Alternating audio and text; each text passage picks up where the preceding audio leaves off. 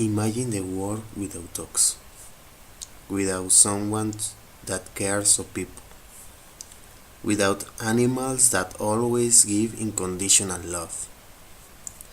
Can you imagine how the world will be? There are many types of dogs in this world. We can say that one is more aggressive than the other because the animals aren't born aggressive. They, they are created in a world where the violence is a way of life. It was found that an animal is dragging by the following thing as fear. Dogs can become aggressive when they are in danger of being damaged. Its fear response doesn't depend on reality, but perception. Domination. The dominance aggression in dogs is usually motivated by a threat to their social position in the household. Dogs usually establish a hierarchy in the family group. When dogs believe that anyone is below them in the group, the person is attacked in certain situations. Genetics. Genetic and hereditary factors play a huge role in aggression in dogs.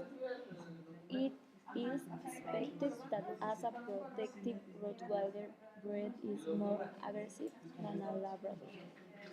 The terriers were bred to hunt and kill small animals and still have that feature. When breeds are crossed can create unbalanced environment. The environment in which a dog lives influences their aggressive behavior, a lack of socialization with others, and poor living conditions that dogs can wreak. Proposal as for fear or recommendation aimed at intimidating dogs will be treated with more affection, more attention as an animal but as an important member of the household, and return the love they are entertained every day. As for domination, a pet is not just an animal, it's a member of the family, and for that reason, it's inappropriate domination of any member. As for the environment, let's use set the place of the dog. Let's give a home such as the one we like to live.